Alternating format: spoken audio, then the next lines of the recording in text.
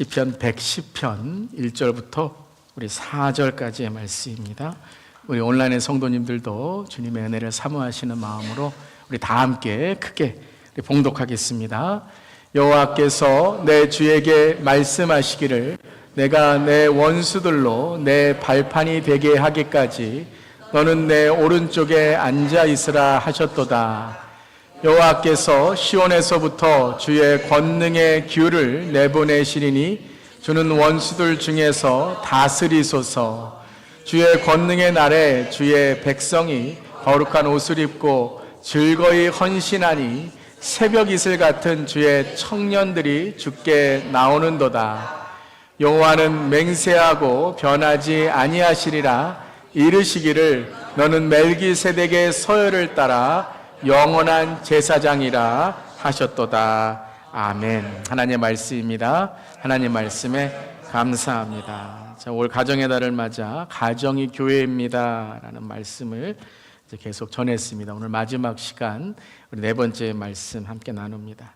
자, 하나님이 직접 만드신 두 기간 가정과 교회다라고 우리가 계속 말씀 함께 나누고 있죠. 가정이 바로 하나님이 만드시고 또한 하나님이 만나시고 또 하늘 만나로 채우시는 주님의 축복, 가정이 교회인 줄 믿습니다. 자, 한번 따라해 보시기 바랍니다. 가정이 교회입니다. 자, 여러분 모두의 가정과 세대, 조부모, 부모, 자녀, 손주 모두 가정이 주님의 축복과 인생의 행복이 함께 하시기를 주님의 이름으로 축복합니다. 아멘. 자, 계속해서 이제 가정이 교회입니다 말씀 또 오늘 네 번째 시간 나누겠습니다. 자, 오늘 9절 시편 110편은 아주 유명한 시편의 구절로 또 우리가 함께 기억하는 구절이죠. 특별히 3절의 말씀 우리가 많이 기억하고 있는데요. 우리 3절 말씀 다시 한번 읽어보겠습니다. 주의 권능의 날에 주의 백성이 거룩한 옷을 입고 즐거이 헌신하니 새벽 이슬 같은 주의 청년들이 주께 나오는도다. 자, 오늘 말씀에서 새벽 이슬 같은 주의 청년이다라고 말씀하셨습니다. 자, 오늘 이 두 가지의 말씀을 먼저 이 컨텍스트 문맥상에 있는 말씀을 함께 나누고 이제 오늘 말씀을 함께 묵상하는 설교 말씀 나누겠습니다. 자, 첫 번째는 새벽 이슬이다라고 했습니다. 여러분 새벽 이슬 그러면 무엇이 생각나시나요? 아마 새벽에 이제 맺어지는 영롱하고 귀엽고 신선한 그 이슬을 생각하실 것입니다. 자, 새벽 이슬, 우리가 생각하는 새벽 이슬이라는 그런 모양도 있지만 이 이스라엘의 나라의 환경 가운데 이 새벽에 맺어지는 이슬을 먼저 이해해야지만 오늘 전체적인 말씀 우리가 알 수 있죠. 자, 이스라엘은 사막입니다. 척박한 땅입니다. 광야, 사막이라고도 부르죠.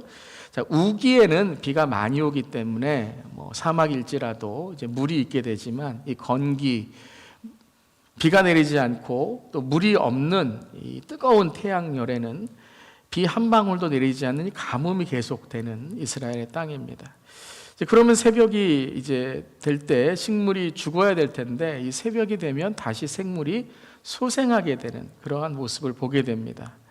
그것은 한낮의 더위로 완전히 푹 시들어 버린 것처럼 보였던 식물이 밤마다 내리는 이 새벽 이슬을 통해 다시 살아나기 때문이다라는 거예요. 자, 이슬이라는 것은 뜨거운 공기가 이제 식어져 새벽이 될 때 이제 밤은 사막은 춥지 않습니까? 그래서 이 이슬이 이 작은 물방울들이 잎에 이 물체의 표면에 이제 맺히게 되는 것이죠. 그래서 수증기가 이제 맺혀지는 것입니다. 그러니까 이 사막에는 물이 없는데 특별히 건기에는 물이 없는데 이 단 하나의 물을 얻을 수 있는 공급원, 오아시스나 다른 생명의 우물이 없다면 이 이슬을 통해서 이 물들을 찾게 되고 얻게 된다라는 것이죠. 그러니까 새벽 이슬이라는 것은 단지 깨끗하다, 영롱하다라는 뜻만이 아니라 밤을 지나 아침이 되고 메마름을 지나 시원함이 되고 죽음의 어두움을 지나 생명의 근원을 찾는 바로 새벽 이슬을 우리가 깨닫게 되는 것이죠. 호세아 14장에도 이슬에 대해서 말씀하시는데요. 호세아 14장 5절 함께 해보겠습니다. 내가 이스라엘에게 이슬과 같으리니 그가 백합화 같이 피겠고 레바논 백향목 같이 뿌리가 바뀔 것이라. 자, 내가 이스라엘에게 뭐 같다고 하시죠? 이슬과 같다라는 거죠. 이건 이제 하나님 자신 혹은 이제 다시 오실 메시아, 또 다시 오실 주님에 대한 성경 전체의 선포가 될 수 있는데요. 단지 영롱하다, 깨끗하다라는 의미만이 아니라 내가 생명의 근원이 되고 영생의 바로 주님이 되시겠다라는 것이죠. 자, 그렇게 이제 새벽 이슬에 대해서 우리가 잘 이해하게 되면 이 청년에 대해서도 우리가 성경적인 이해를 갖게 되는 것이죠. 자, 3절에 새벽 이슬 같은 누구라 그랬죠? 주의 청년들이라고 했어요. 여러분 청년 그러면 누가 청년이죠?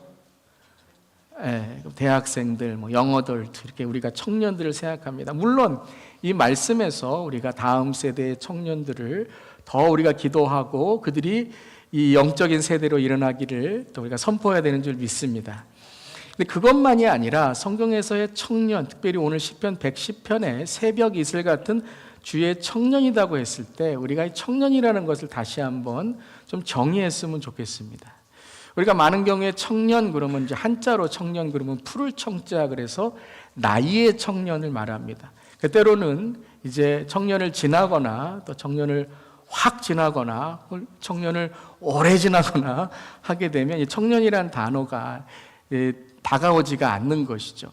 자, 나이의 청년이라는 청년의 의미도 있지만 또 어떤 청년의 의미가 있다고요? 그렇죠. 청할 청자, 부를 청자, 요청할 청자에 부르심의 청년, 즉 사명의 청년이 있다라는 것입니다. 여러분 사명과 부르심의 청년이 될 수 있기를 바랍니다. 자, 이것은 나이를 따지는 것이 아니죠.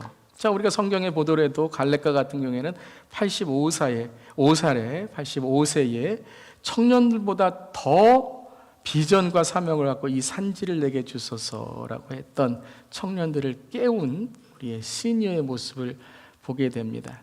그러니까 오늘 110편, 이 시편의 말씀에서 강조하는 청년은 나이만이 아니라 과거에서 미래로, 어린이에서 어른으로, 미성숙에서 성숙으로, 그리고 새벽 이슬을 우리가 정의했던 것처럼 죽음의 어두움에서 생명의 근원으로, 메마름에서 시원함으로, 그리고 그 삶에 주시는 하나님의 사명과 축복을 깨닫는 하나님의 백성이다라는 거예요. 우리 모두 새벽 이슬 같은 주의 청년이 되어야 되는 줄 믿습니다. 자, 요즘에는 젊은 늙은이라고 이렇게 부를 때도 있어요. 젊은 세대들, 물론 이 현실이 지금 참 안타깝고 꿈을 가질 수 있는 그러한 세대, 힘든 세대라고 말을 하지만 그렇다고 해도 젊은 세대다라는 것은 꿈과 희망, 미래를 개척하는 세대가 되어야 되는 줄 믿습니다. 그런데 active senior, 정말 이 나이와 모든 삶의 환경을 초월해서 어떤 젊은이보다도 더 꿈과 희망을 가지시고 주 예수 시니어인 줄 믿습니다. 선교적 시니어, 선교적인 세대로 정말 다음 세대의 뿌리가 되고 정말 열매를 맺는 그러한 세대의 모습을 우리는 또 존경하게 되는 것이죠. 자, 다음 세대를 포함한 모든 세대가 하나님 나라의 청년의 세대다라는 거예요. 그것을 하나님의 세대, 하나님의 군대, 선교적인 세대다라고 말씀하시는 거죠. 자, 우리 교회에서 선교적 다음 세대 얘기할 때 우리가 계속했던 선포하는 선포가 있죠. 무엇이죠? 내가, 우리가, 우리 자녀, 손주들이 다음 세대다라는 거예요. 자, 한번 선포해 볼까요? 자, 시작. 내가, 우리가, 우리 자녀, 손주들이 다음 세대입니다. 아멘. 내가 다음 세대, 우리가 다음 세대, 그리고 우리 자녀들, 손주들이 선교적 다음 세대로 세워져야 될 줄 믿습니다. 여러분들은 청년이에요? 여러분 지금 청춘이십니다. 우리 시니어 세대 아니에요 그러시는데 청춘이에요. 우리 한번 옆 사람에게 축복하면서 당신은 청춘이십니다 한번 이렇게 인사하겠습니다. 당신은 청춘이십니다. 그 얼굴 갖고 청춘 되시겠어요? 다시 한번 미소를 크게 한방 미소로 옆 사람에게 당신은 청춘이십니다 우리 인사하겠습니다. 온라인 성도님들도 청춘이십니다. 아멘, 아멘. 여러분 신앙의 청춘 되시기를 바랍니다. 믿음의 청춘 되시기를 바랍니다. 선교적 청춘 되시기를 바랍니다. 자, 이슬은 새벽에 내리는 생명의 근원이고 단 하나의 근원인 거죠. 건기 때, 물이 없을 때 단 하나의 근원인 것입니다. 이 시대에 우리 모두의 가정이, 우리 교회가 새벽 이슬 같은 주의 청춘을 선포하는 청년의 교회가 되기를 주님의 이름으로 축원합니다. 특별히 마지막 때에, 이 시대에 우리의 새벽 이슬 대신 누구이세요? 주 예수. 주 예수님의 새벽 이슬 공동체로, 새벽 이슬 가정으로, 새벽 이슬의 삶으로 소망과 희망을, 이 척박한 시대, 깨어진 가정들이 너무 많아요. 이러한 시대에 성령의 생수를 길어내고 성령의 생수를 전하고 성령의 생수를 흘려보내는 우리 모두 될 수 있기를 바랍니다.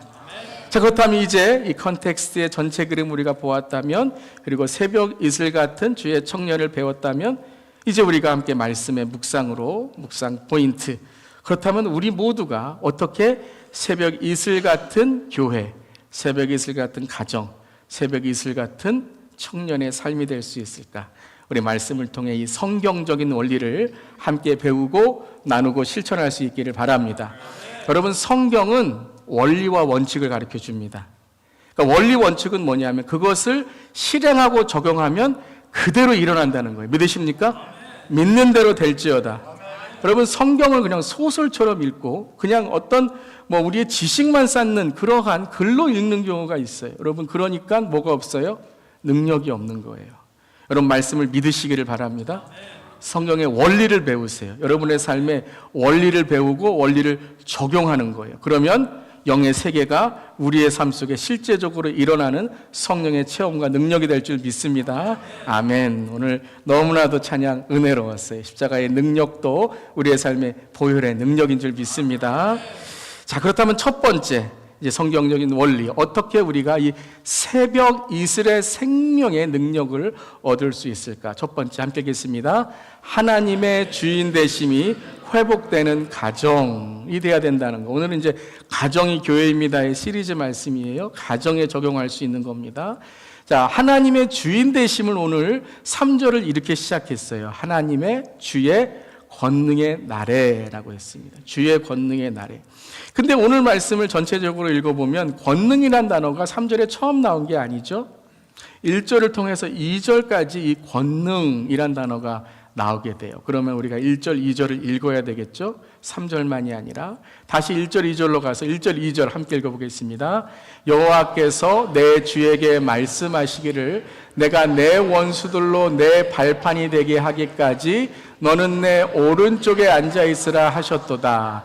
여호와께서 시온에서부터 주의 권능에 귤을 내려 보시니 귤은 원수들 중에서 다스리소서. 자, 1절에 보면 이렇게 시작을 하죠.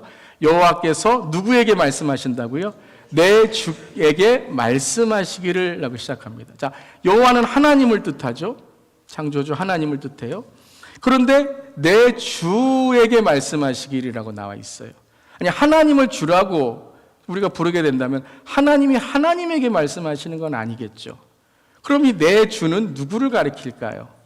그렇죠. 오실 메시아. 다윗에게는 오실 메시아이고 우리에게는 다시 오실 주님이다라는 거예요. 그러니까 이 말씀을 우리가 보면 하나님께서 메시아, 내 주에게 말씀하시기를, 그러니까 메시아가 오실 때에, 예수님이 오실 때에 어떤 능력이 이 땅에 임하게 되는가, 구원의 능력을 말씀하신 거죠. 내가 내 원수들로 내 발판이 되게 하기까지 너는 내 오른쪽에 앉아 있으라 하는 메시아에 대한 선포라는 거예요.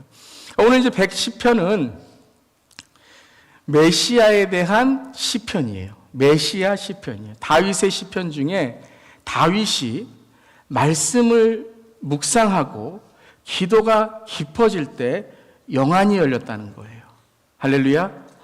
여러분, 이 시간에 이 영안이 열리시기를 주님의 이름으로 축원합니다.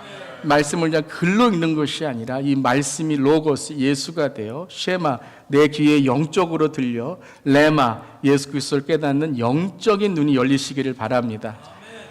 다윗이 그랬다는 거예요.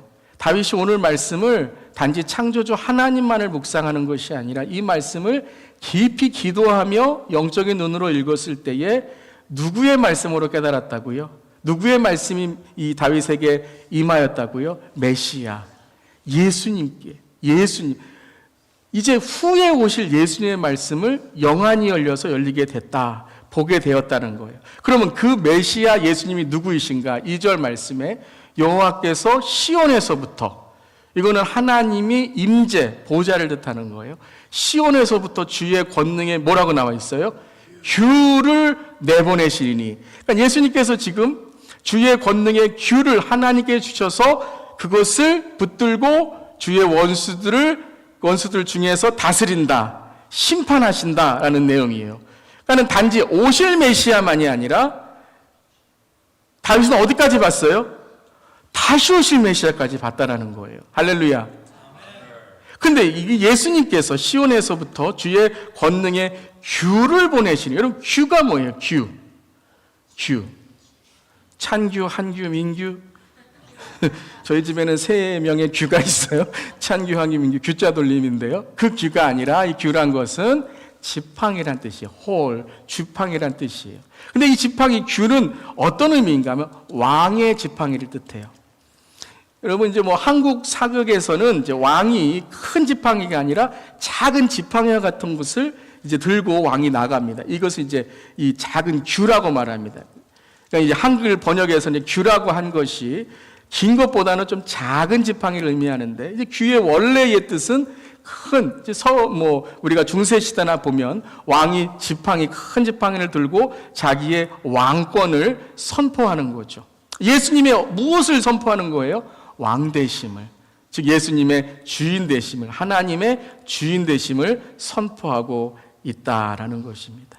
가정의 교회가 된다는 것은 단지 행복한 가정, 평안한 가정, 세상에서 우리가 잘 먹고 우리가 우리 아이들 참 성공하면서 잘 세상에서 잘 살도록 하자, 이 의미를 넘어서야 된다 그랬어요, 지난 3시간 동안에. 그런데 오늘은 무슨 말씀이냐 하면 그 예수님이 가정의 교회가 된다는 것은 어떤 의미라고요? 주인이 되셔야 된다. 하나님이 주인 되시는 가정, 예수님이 주인 되시는 가정, 성령님이 이끄시는 가정이 돼야 된다는 거예요. 아멘. 그런 가정 되시기를 주님의 이름으로 축원합니다. 여러분의 가정의 주인은 누구이세요? 네, 예수님이 주인 되시고 창조주 하나님이 주인 되시고 성령 충만한 가정 되시기를 바랍니다. 우리 교회의 주인은 누구이세요? 주 예수님이신 줄 믿습니다. 삼위일체 하나님이신 줄 믿습니다.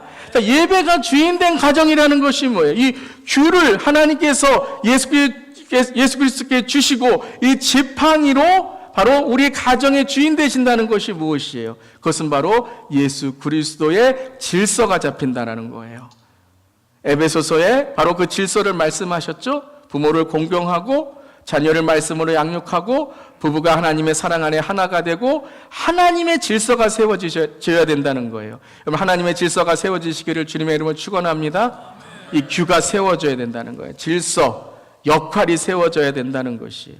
그런데 성경의 전체 구약을 보면 특별히 구약에 이 지팡이는 또 하나의 의미가 있습니다. 지팡이는 라파의 의미가 있습니다. 여호와 라파.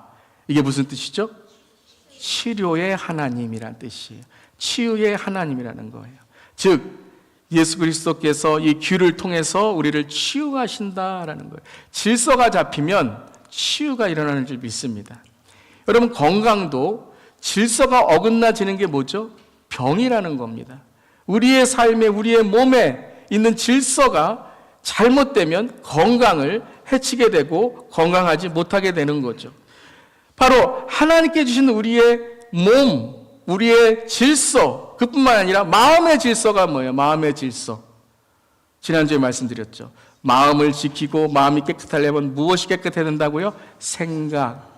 우리의 생각이 하나님의 말씀으로 기도로 깊어지고 하나님의 말씀으로 기준이 삼고 그리고 예배 가운데 주님을 만나는 질서가 세워져야 된다는 거예요. 아멘. 우리의 가정이 이 하나님의 질서가 세워질 때 치유가 임하는 줄 믿습니다. 사랑하는 성도님들의 가정에 영육 어려움이 계십니까? 건강의 질서가 치유가 되고 마음의 질서가 치유가 되고 가정의 질서가 영적인 치유가 되실 수 있기를 주님의 이름으로 축원합니다. 그러니까 예수의 규, 예수의 지팡이, 예수의 질서가 세워지는 거예요. 아버지는 아버지의 질서, 어머니는 어머니의 질서, 자녀는 자녀의 질서, 하나님의 권위를 통해서 무너진 부모의 권위가 세워지고 하나님의 권위로부터 존경받는 부모가 되시기를 주님의 이름으로 축원합니다. 하나님의 질서를 통해서 자녀를 말씀으로 양육하고 하나님의 사랑으로 채우는 가정이 되시기를 주님의 이름으로 축원합니다. 이 규가 세워져야 되는 거. 오늘 댁에 가셔서 이 원리를 여러분들이 다시 한번 묵상하며 세우시는 거예요. 우리 가정에는 어떤 하나님의 규가 무너졌는가?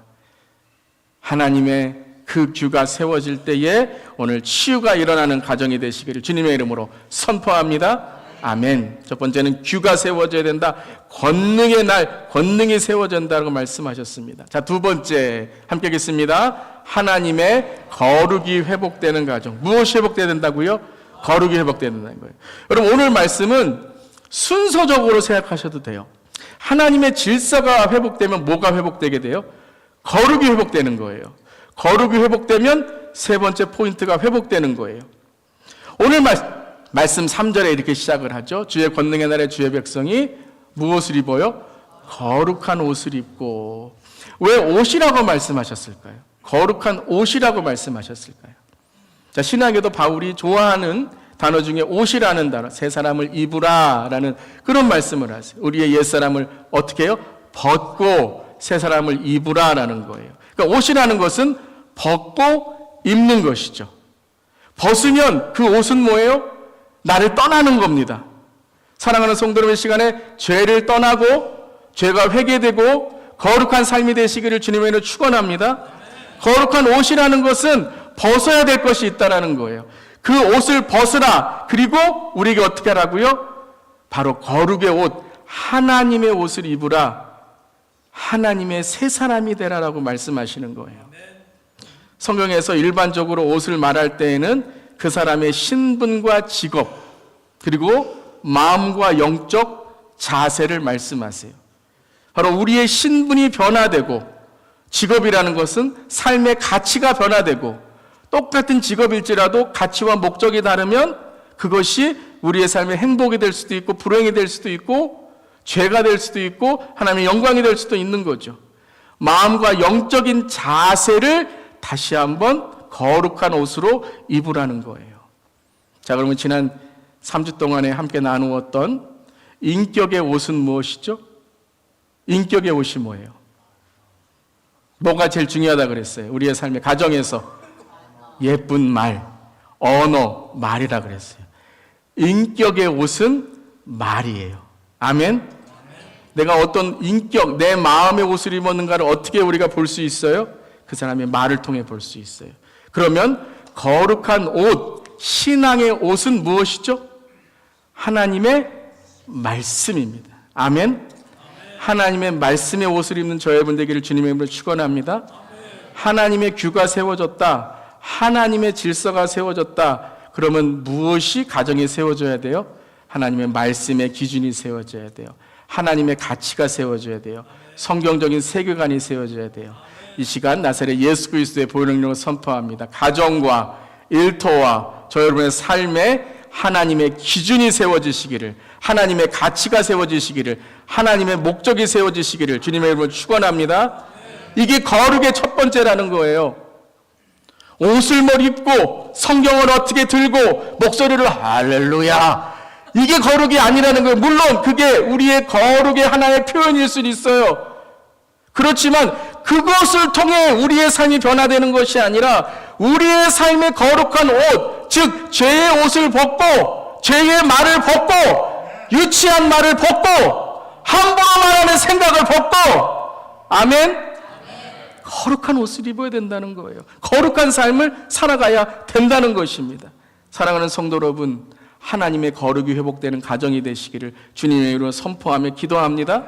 지금 이 마지막 때에는 더 유명한 사람, 더 부자인 사람, 더 똑똑한 사람, 더 말 잘하는 사람, 더 내가 잘났다고 다른 사람 무시하는 권력을 가진 사람이 아니라 어떤 사람이 마지막 때에 하나님이 쓰신다고요?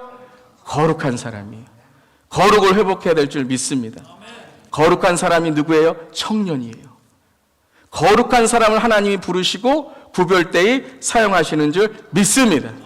이 시대에는 거룩한 정치인이 필요해요. 아멘. 이 시대에는 거룩한 사업가가 필요해요. 거룩한 직장인이 필요해요. 거룩한 비즈니스맨이 세워져야 돼요. 거룩한 의사가 세워져야 되고, 거룩한 변호사가 세워져야 되고, 거룩한 목사가 세워져야 되고, 거룩한 그리스도인이 세워져야 되는 줄 믿습니다. 저는 이 말할 때 마음이 아파요. 교회 다니면 거룩한 정치인이 돼야죠. 교회 다니면 거룩한 비즈니스맨이 돼야죠. 교회 다니면 거룩한 부모님이 돼야죠. 아멘? 신앙생활하면 거룩한 그리스도인이 자동적으로 돼야죠. 그런데 제가 왜 설교하면서 우리는 거룩한 정치인이 이 시대에 필요합니다. 거룩한 비즈니스맨이 필요합니다. 거룩한 의사, 거룩한 변호사, 거룩한 교수, 거룩한 목사, 거룩한 그리스도인이 필요하다고 왜 얘기를 해야 될까요? 이게 바로 사탄이 지금 우리의 삶을 무너뜨리는 거예요. 사랑하는 성도 여러분, 거룩한 가정이 되시기를 주님의 이름으로 축원합니다. 거룩한 말을 하시길 바랍니다. 거룩한 생각을 하시기를 바랍니다.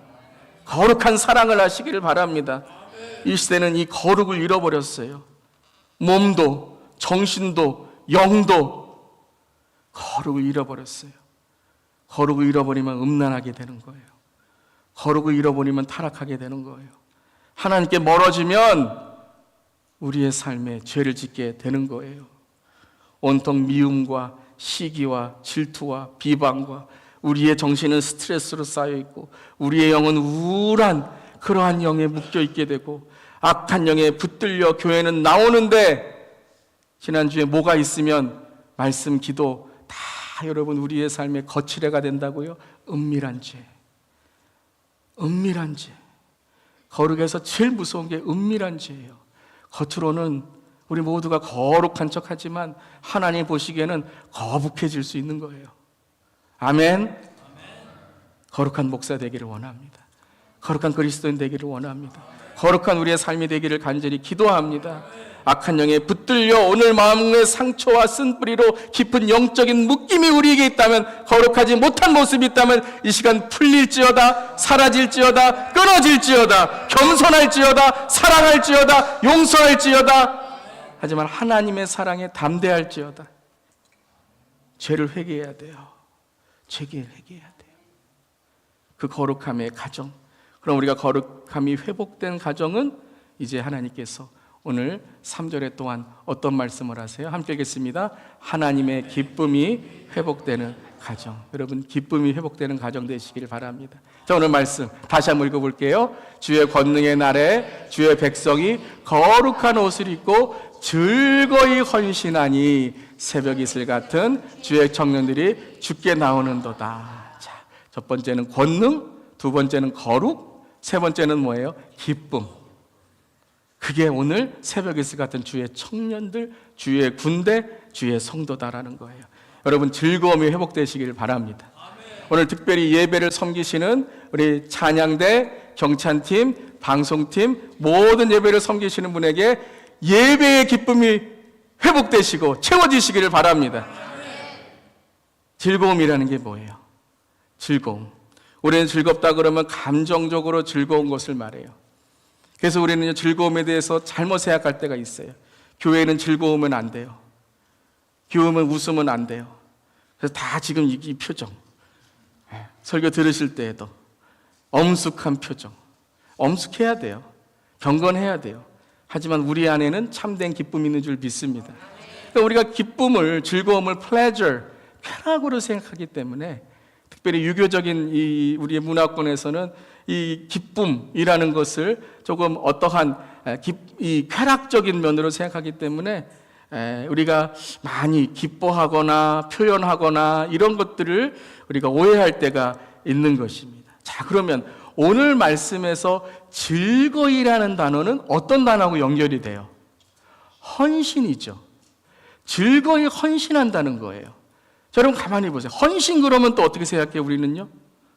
뭐 시킬까봐, 강요할까봐, 너무 나에게 하기 싫은 걸 할까봐 이렇게 생각을 해요. 즐거움과 헌신은 어울리지 않는데 오늘 마지막에 권능과 거룩이 회복된 가정과 삶은 기쁨인데 즐거운 헌신이 있다는 거예요.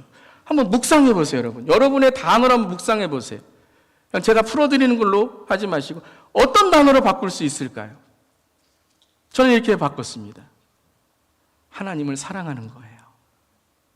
하나님을 사랑하는 거예요. 하나님을 사랑할 때 즐거이 헌신하는 줄 믿습니다. 우리 부모님들, 자녀, 우리 조국만인들, 손주들 사랑하시죠? 사랑하시죠? 그러니까 여러분, 자녀들을 위해, 손주들을 위해 하는 것이 어떠세요?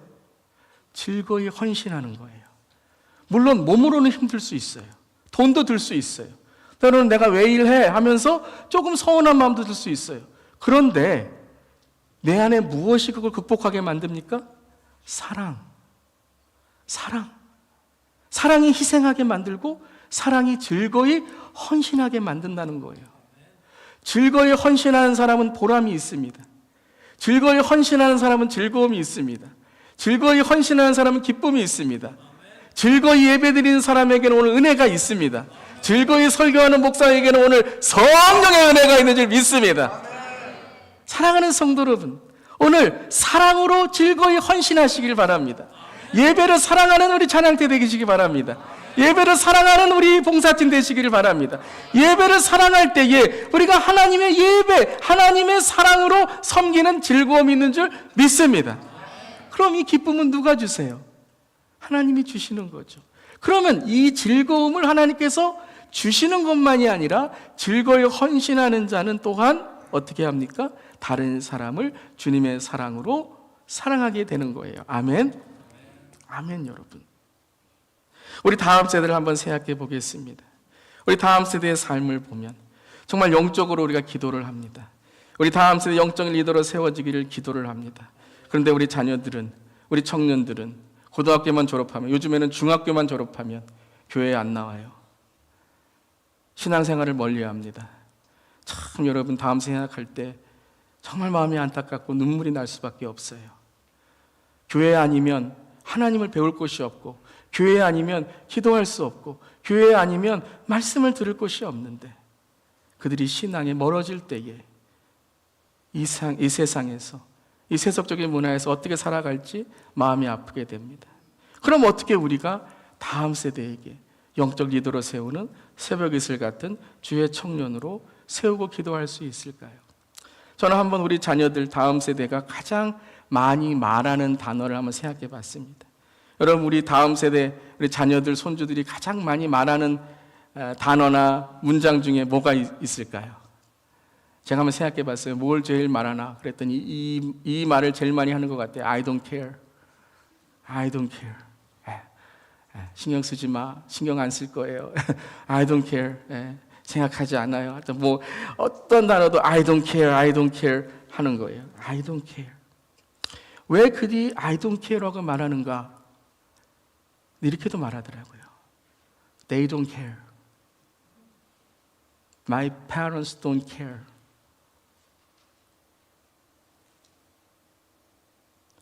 사랑하는 성도 여러분,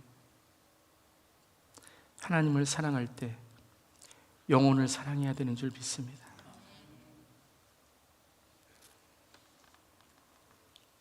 여러분, 우리 자녀들 다음 세대에게 이렇게 우리가 말해줄 수 있길 바랍니다. We care. 가정에서 여러분, 우리 자녀들, 손주들의 영혼을 사랑할 수 있으시기 바랍니다. 그 마음을, 그 마음의 상처를, 우리가 그 영혼을 바라보며 우리가 선교하고 전교하는 것처럼, 전도하는 것처럼 우리 다음 세대가 선교지가 되어 영혼을 사랑하고 We care about you. 너희들을 우리가 얼마나 사랑하고 우리가 너희들을 위해 얼마나 즐거이 헌신하기를 원하는지. 사랑하는 성도 여러분, 영혼을 사랑하기에 영혼을 위해 기도하고 영혼을 위해 눈물 흘릴 수 있는 우리 모두 되기를 바랍니다. 우리 이렇게 말할 수 있기를 바랍니다. 너희들은 특별하다. You are special. 여러분, 서로에게도 이렇게 말할 수 있기 바랍니다. You are special. 당신은 특별합니다. 우리 서로에게 한번 이렇게 인사해 볼까요? 우리 한번 격려해 볼까요? You are special. 여러분은 하나님의 사랑받는 자녀입니다. You are special. 사랑하는 성도 여러분, 오늘 주님께서 우리에게 아무 의미도 없었던 영원한 형벌로 지옥으로 갈 수밖에 없었던 우리를 주님의 자녀로 즐거이 십자가를 지신, 모든 아픔을 감당하시면서 모든 그 하나님의 그 은혜와 사랑을 그 십자가에서 우리에게 주신 그 예수 그리스도, 우리도 그 사랑을 본받아 주님의 새벽 같은, 새벽 이슬 같은 주의 청년이 되는 우리 모두에게를 주님의 이름으로 축원합니다. 오늘 4절은 이렇게 오늘 말씀하십니다. 하나님의 기쁨이 회복되는 가정은 110편 4절 함께 읽겠습니다. 여호와는 맹세하고 변하지 아니하시리라. 이르시기를 너는 멜기세덱의 서열을 따라 영원한 제사장이라 하셨도다. 이제 영원한 제사장이 누구예요? 예수님이시죠. 멜기세덱의 서열을 따라 영원한 제사장이 되신 예수님께서 오늘 그 제사장의 직분을 우리에게 감당하게 해주시는데, 저는 신약에 시편 110편 3절이 있다고, 저는 이 3절을 신약에서 찾게 됐어요. 어디예요? 바로 우리를 제사장으로 부르시는 베드로전서 2장 9절 10절입니다. 우리 신약의 시편 110편 3절 함께 읽겠습니다. 그러나 너희는 택하신 족속이요 왕같은 제사장들이요 거룩한 나라요 그의 소유가 된 백성이니 이는 너희를 어두운 데서 불러내어 기이한 빛에 들어가게 하신 이의 아름다운 덕을 선포하게 하려 하심이라. 아멘, 아멘. 구약은 아침을 얘기했다면 신약은 뭐예요? 빛, 밤에 비치는 빛을 통해 아름다운 덕을 선포하라고 말씀하십니다. 사랑하는 성도 여러분, 아름다운 덕을 선포하는 왕같은 제사장, 택하신 족속, 거룩한 나라, 하나님의 소유된 백성의 가정이 되시기를 주님의 이름으로 축원합니다. 아멘. 가정의 교회입니다. 오늘 3가지 배웠습니다. 첫 번째, 하나님의 주인 되심이 회복되는 가정, 하나님의 거룩이 회복되는 가정, 하나님의 기쁨이 회복되는 가정 되시기를 주님의 이름으로 축원합니다. 아멘. 기도